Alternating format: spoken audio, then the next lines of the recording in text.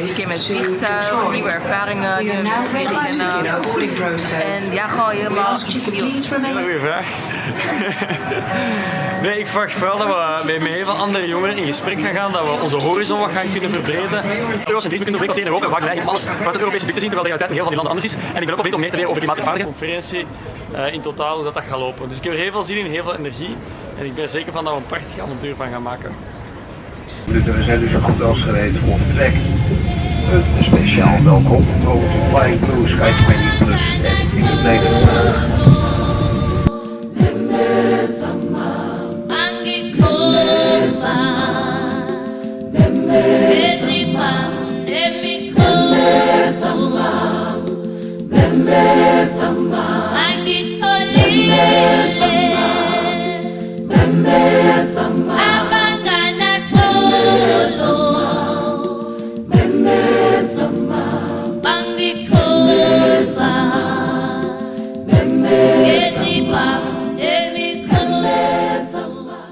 So all the vineyards on the farm are certified organic as well. It's the only part of the farm that is certified. The cattle and the pigs and the chickens are not certified, but we do farm organically. And all of the grapes on the farm goes into the Farmer Angus organic wine range, which he just took over, I think 2-3 months ago. It used to be part of Speed.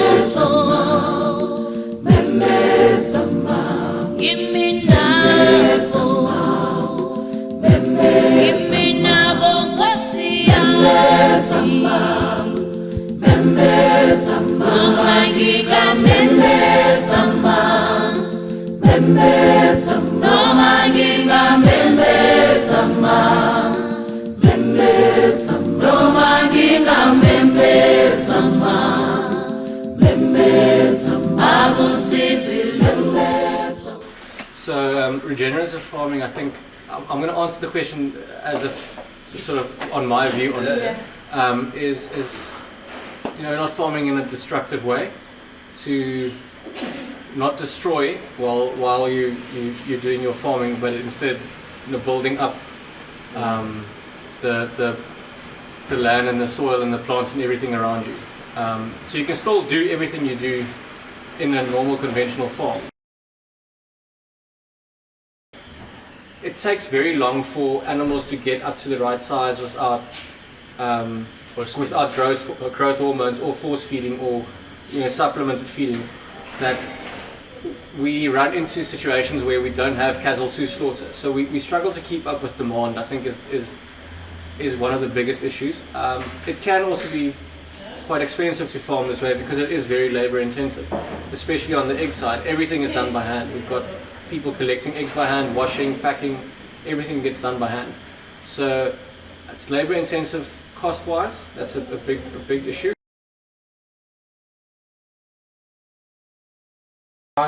No, actually, when I was growing up, I always said I'll never be a farmer. I grew up on a farm. Not a big farm, a very small farm. We only did grapes, apricots and peaches. And then I studied sound engineering for 3 years. Couldn't get a job, went to chef school while I was working. Got a job at the restaurant across the river. And then I came up to the butchery for training, and then I'm here now. it just sort of became, yeah, I just moved out now, and I'm exactly what I said I'd never be, and I won't look back. Was het jouw plan? It wasn't my plan, but it definitely worked out in the best way. De sociale ongelijkheid van de armen en de rijkdom. Ja, ik vind dat best wel confronterend om te zien. Allee, ik wist dat wel, ik ben er niet blind voor. Omdat zo nu echt zo de echte verschillen in zo echt te zien, is dat wel echt, dan valt mij dat des te meer op dat er wel echt heel veel sociale ongelijkheid is. Want je hebt letterlijk een township, dan heb je de stenen huizen erlangs en dan heb je echt tot de chique huizen. Waar er super veel prikkeldraad ontstaan, alles is hier ook echt beveiligd met prikkeldraad en zo. Dat vind ik wel best, ja, raar.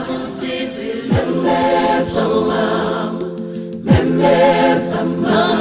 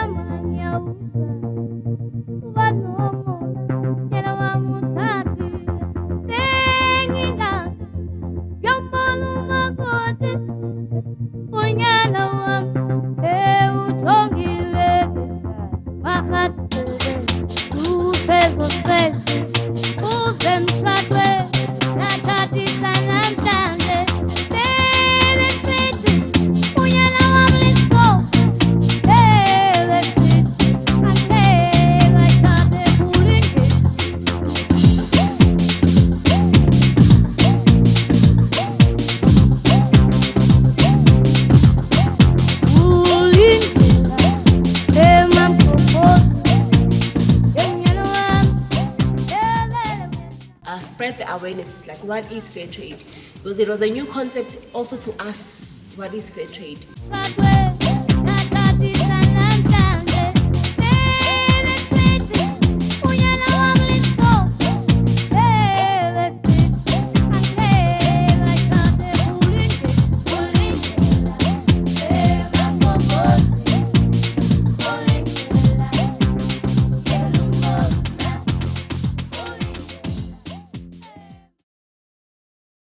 My name is Muhlindi Mande and I'm doing my first year in Masters in Agriculture. I'm 24.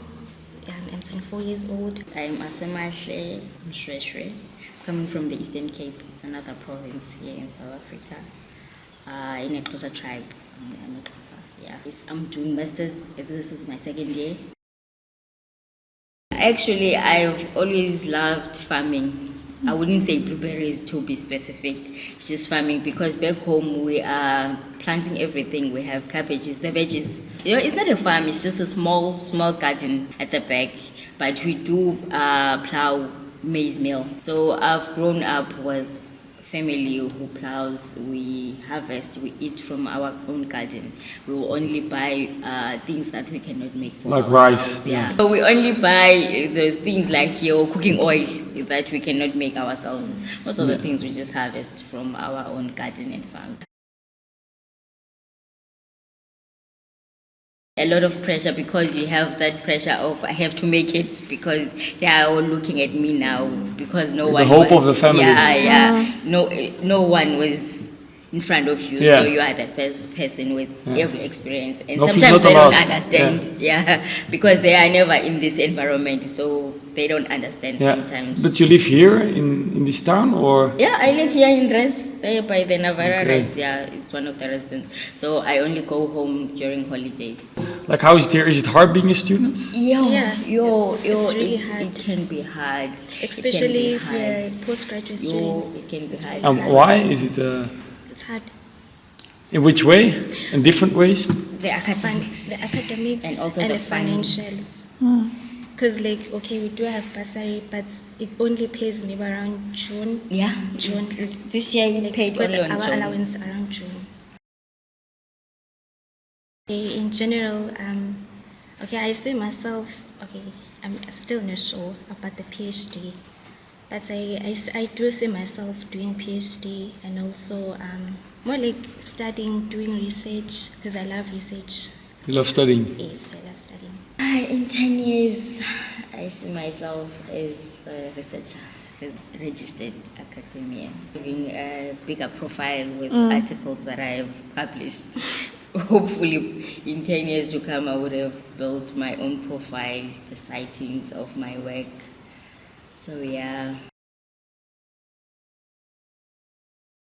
They mostly prefer men because in our work field, you have to lift. Yeah. So they prefer men because you have to lift like bags of fertilizer, bag of feed. On a farm. To feed sheep. So in terms of the internship, because when you are doing an internship, there is no specified assigned work for you to do. You just help around the farm. Anything that you need help with, you will call the interns. So when it comes to the internship, I can say the internship, they prefer me. Scared that you won't find a job after the diploma, or do you think? Yeah, That's so the number it's, one. It's like it's one of the reasons why we're still studying and doing masters, because like there is after completing your honors, there are no jobs, so you have to continue studying. Yeah, you wait for the job while Just you are wait. studying. It's better to wait for the job while you are advancing yourself, other than just sitting at home and waiting for the job. Because at least by now, if I get a job, I have masters. If I stayed home. And you know, a lot of people are unemployed, who have like a lot of difficulties. Yeah. And a lot of graduates. Most of graduates are not working. To fight for what you want. You can just have hope, then stay. It's all get better. Yeah. And relax. Yeah, you can relax and hope for the best. You have to work for what you want.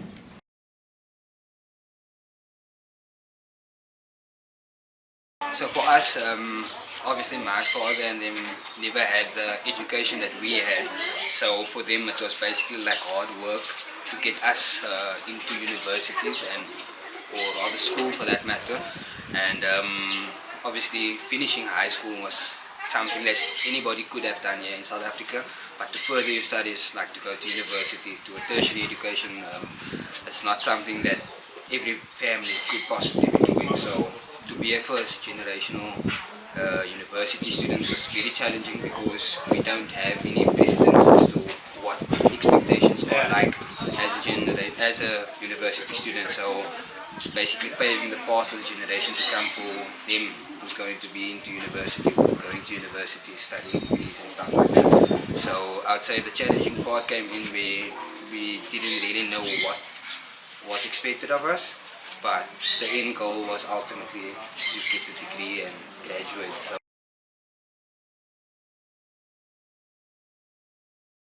the sky's the limit. I would say the sky's the limit. You can do anything that you want to do. If you put your mind to it.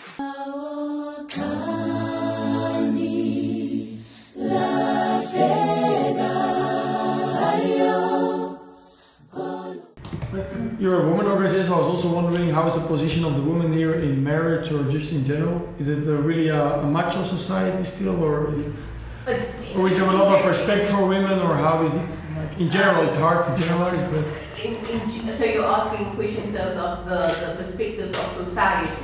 yeah. It does play a big role because, let me make an example. If I'm married to you, we have kids. The moment you die, you stay on the farm. The moment you die, you die. They don't even wait for a week after that. I must go with my family. They don't care if how many months or if I'm mourning you or whatsoever.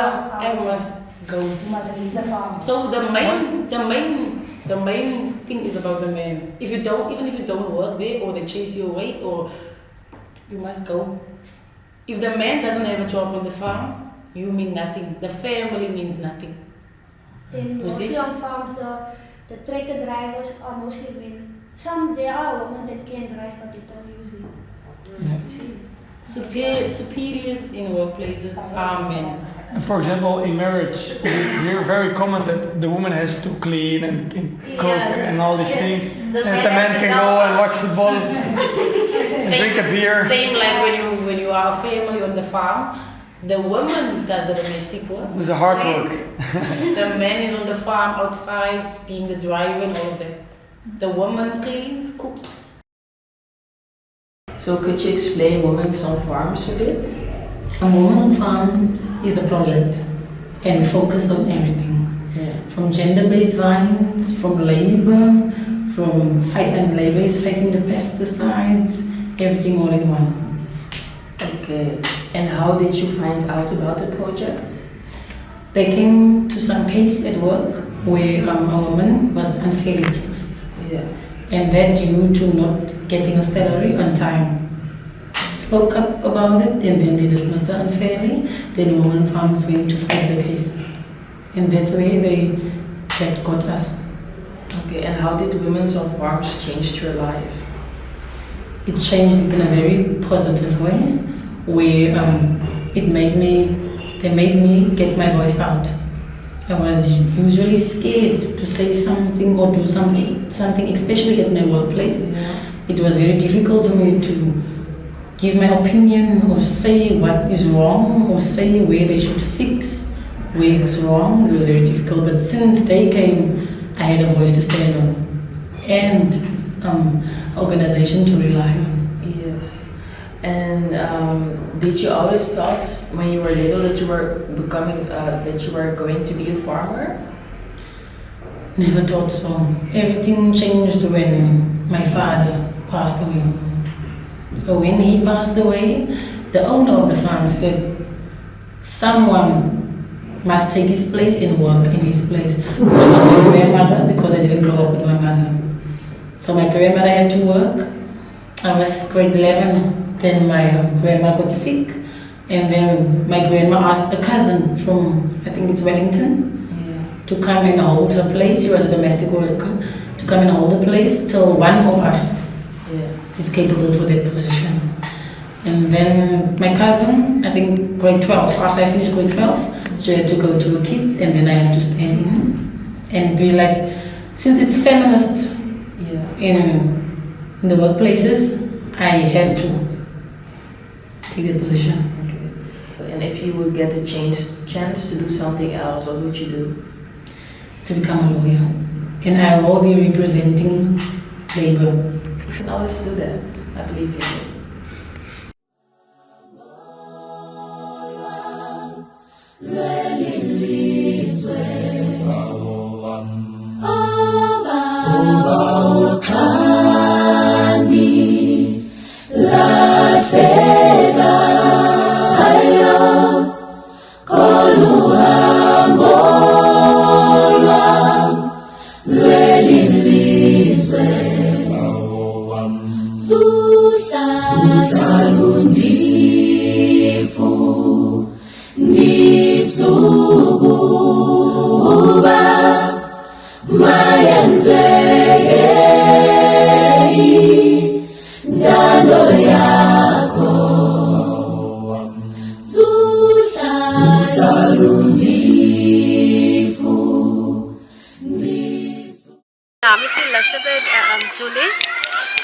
Ik is de fairtrade premiecomitee voorzitter.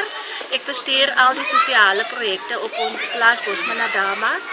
En dat is voor mij een voorrecht om met die gemeenschap te werken en zelfs ook met die werkers, met hulle kinderen. En mijn doel is om werkers te bemachtigen, zodat hulle ook eendag zelf terug kan kijken naar die goede goed wat gebeurt op die plaats en zo. En hoe lang bestaat de school? Hoe lang is deze school?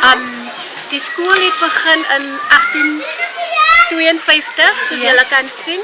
Ons het begin, dat was eerst een oude pastorie geweest, waar je de dominee gewoond. En after all die dominee het verhuisd en ons het besluit wat. Ons het de behoefte in die gemeenschap van die werker, waar hulle een veilige thuiste vir hulle kinders soek. So ons het besluit, ons gaan een kleuterschool hier oprig. Ons het begin met 1 onderwijzer en 3 kinders.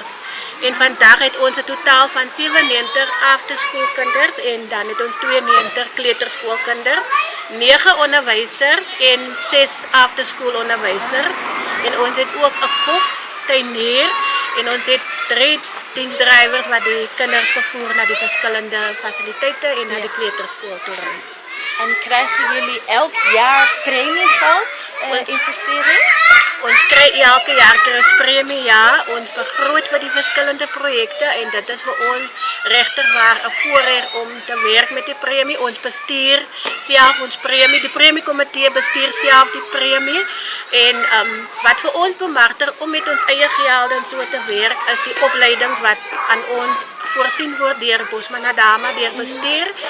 En wat voor ons ook bemachtigt om met ons geld en premie zelf te werken is dat bestuur laat voor ons toe om te werken met ons eigen geld. Bestuur meng nie in bij ons besluiten en besluitnemings en so nie. Ons grootste behoefte is en ons wil, dat is ons missie, ons doel, ons wil ons kleuterschool en die hele centrum wil ons verbreed, ons wil dit groter maak, so, maar dit is natuurlijk as daar befondsing is, want ons wil dit amper soos ons genoem het, dat is die hoofdelijk community center, so al die gemeenskaplike activiteiten moet hier plaasvind en my doel is voor aftrede dat dit alles gaan geskied voordat ek eendag aftree. I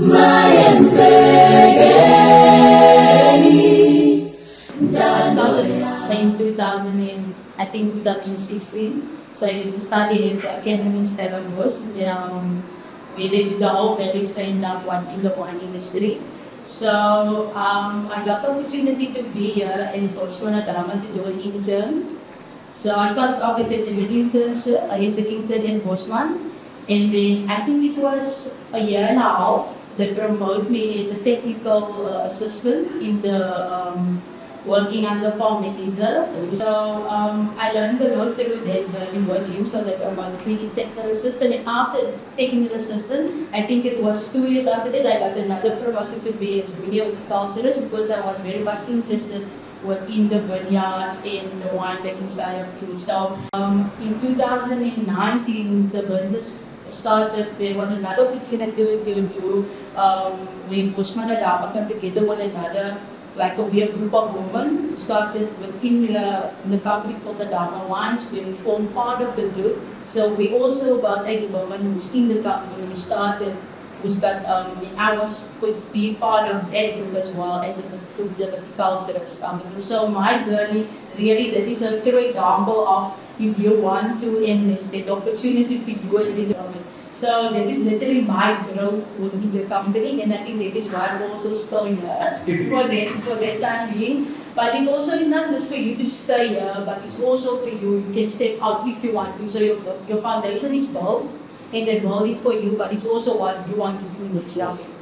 So maybe just on that also, historically, that position, it is only for males, and males of a certain color. There was white males that was in that position that she is currently in. So here it is not only just a someone that upskill herself, saw the opportunity and upskill herself. She's also an pioneer in a sense for women with the wine industry.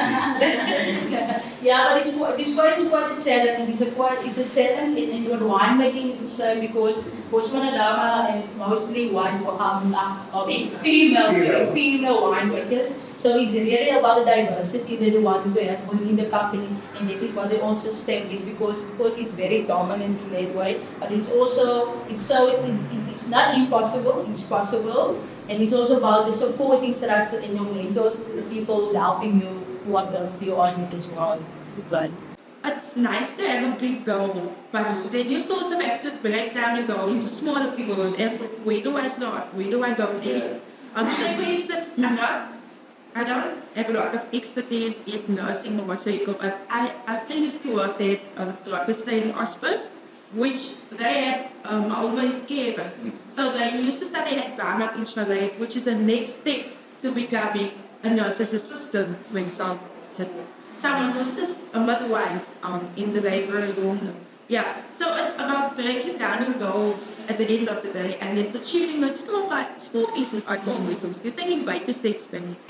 So they know we are now, we've been for the past 3 years and then building on our next generation, I'll say, where we are taking our now outside, not employed, unemployed learners or students, and we are building with them exactly for them now to get a picture outside of Bushman. So you are by all means welcome to any time. We now apply for you and we'll sit with you. We send you for a test where you are. What's the test now? I can't remember, but it's like an assessment. Yes, your personality now shows in which direction or career you are going. So we send them for that types of test, and then we build on them. So we fly at universities or colleges for you. We had a student. She studied at Daarnaast home-based care, which is the next thing, because she also wanted to be a nurse, but she didn't qualify and meet the requirements. But it's the next step in the career to move it. So there's a lot of opportunities like that. So Monday there's some students for you there. Bursary students. Currently we have 4 bursary students working in Zuid-Afrika, and then Adama Wines has 6 bursary students to the year. And then Adama Wines is a bit different than Zuid-Afrika. We are more focused on the industry inside Zuid-Afrika, where Adama Wines is open to whatever you want to service. And the bursary application is open the 15th of September. 12th of September, and it's running up to the 15th of November.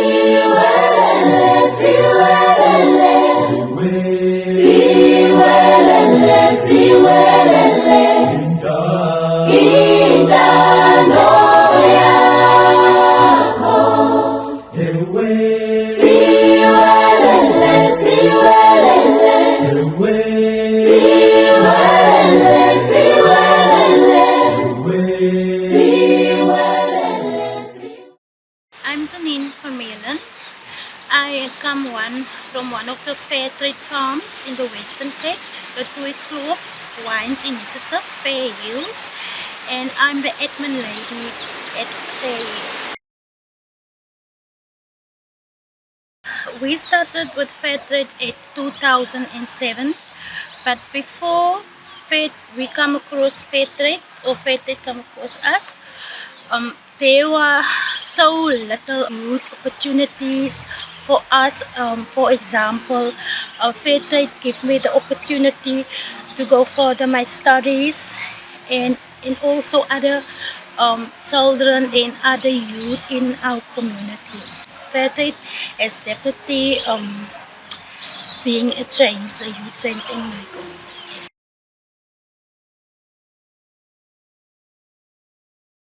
Fairtrade is very high standards when it comes to our community and the farm workers. Before Fairtrade, my father is now retired, but he was working at one of the Fair Yields farms, and at that time there was no opportunities for them, especially social on the social part, and they have started clubs where the older people can go to on weekends, and also the youth club, the human club, and the sport club.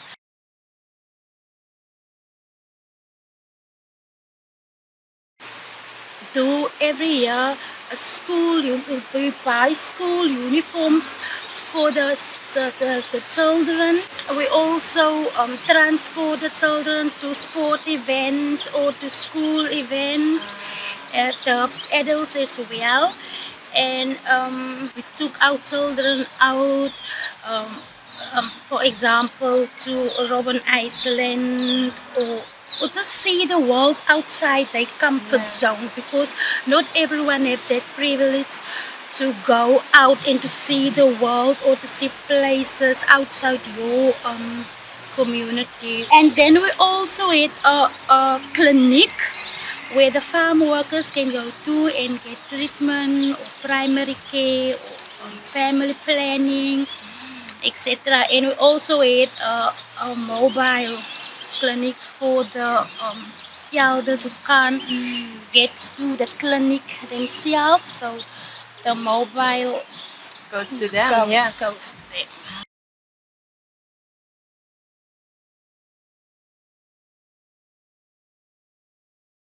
Daar's baie mense daar buite wat nie die rede weet hoekom hierdie saai belangrik is nie, maar dit is baie belangrik vir ons by Fairtrade and all the other Fairtrade communities or farms, because we are underprivileged, or most of us. Soos byvoorbeeld, I'm getting emotional. There's so many stories to tell. For the fact that Fairtrade really changed so many lives, especially on farms where domestic violence or human abuse, it's very high in our community.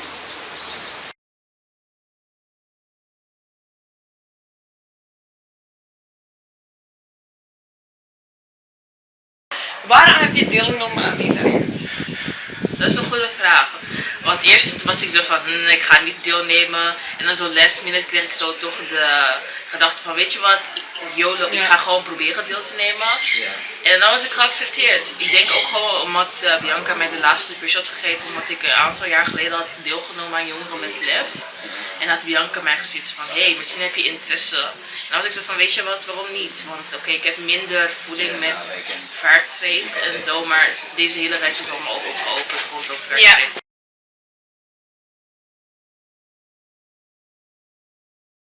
Ik denk het moment waarin we in de townships zaten. Maar omdat bijvoorbeeld de rest van de groep was naar buiten gegaan, maar ik bleef echt in het busje zitten omdat bij mij zo het besef ergens was, omdat ik de eerste generatie ben van ouders met een migratieachtergrond, dat het wel echt zoiets is zo van oké, stel voor mijn ouders waren niet gemigreerd uit Angola, dat ik misschien ook zo had kunnen zijn. Dus ik doe mijn stage bij fairtrade en zo heb ik hiervan gehoord. En toen het mij voorgesteld werd, dacht ik direct dat dat een kans was die ik niet kon laten liggen. Ik wist niet goed wat ik moest verwachten. Het is de eerste keer buiten Europa voor mij, maar ik verwachtte gewoon heel veel bij te leren over fairtrade.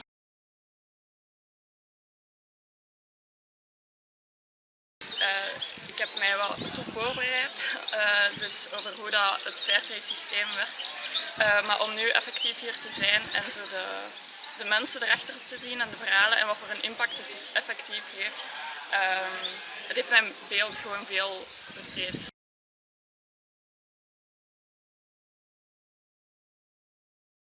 Ik ben heel blij dat ik ben mee geweest. Het was heel mooi en soms heel confronterend. Ik werd er met momenten heel verdrietig en boos van, maar zoals ik zei ook echt heel gemotiveerd en geïnspireerd en heel hoopvol.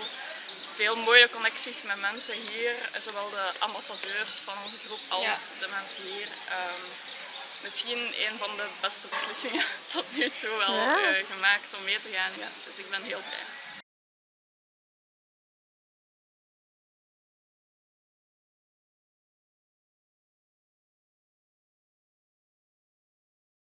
Dat interesseert mij wel gewoon heel hard. Ik ben ook wel echt, ik ben daar wel een beetje mee bezig, maar ik vind voor mezelf dat ik er te weinig mee bezig ben met fairtrade en al die dingen. Dus ik vond deze ook wel een perfecte manier om eigenlijk gewoon meer te weten te komen over fairtrade en ook gewoon zo eigenlijk meer geëngageerd te zijn. Want ik ben niet geëngageerd genoeg, en zeker in vergelijking met alle andere mensen die mee zijn geweest. Dus ik hoop dat ik na deze reis wat meer engagement ga kunnen tonen.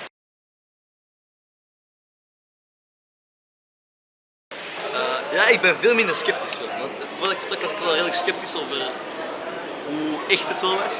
Of de mensen het geld wel echt kregen en waar het wel gecontroleerd werd. Maar wat ik heb gezien heeft me wel overtuigd dat het echt is.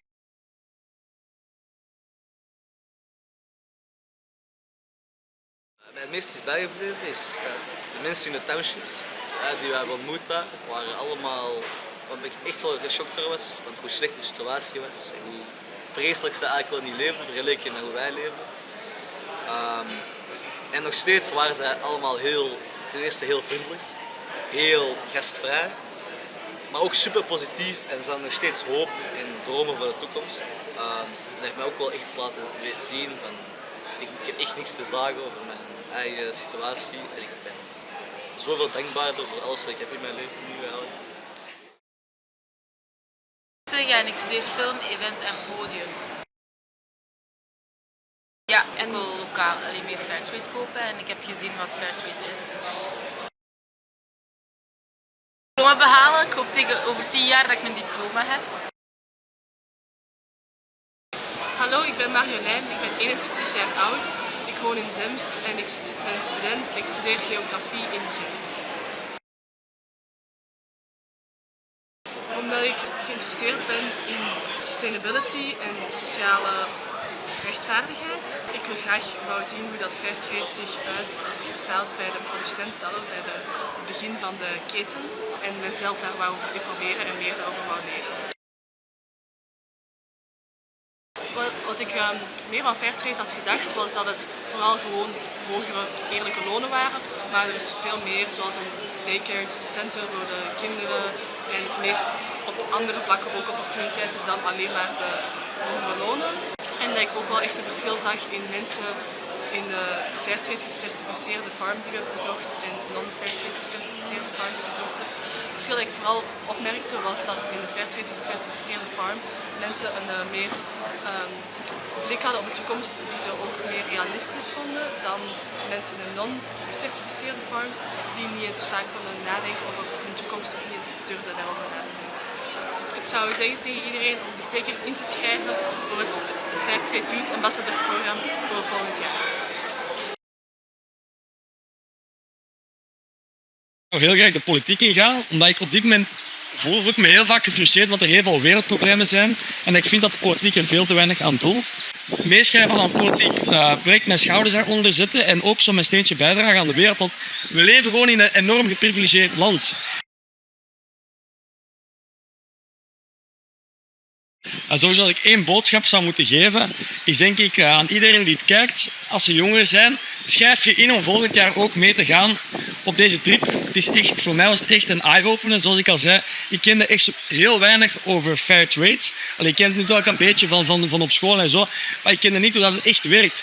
En het is eigenlijk een heel mooi systeem. En heel vaak als we iets goedkoop kopen, denken we dat dat normaal is. Maar eigenlijk is dat niet normaal. Eigenlijk is dat krankzinnig dat we zo'n lage prijs betalen, is vaak omdat er mensen in het globale zuiden geëxploiteerd worden. Dus fairtrade is een mechanisme om dat een halt toe te roepen.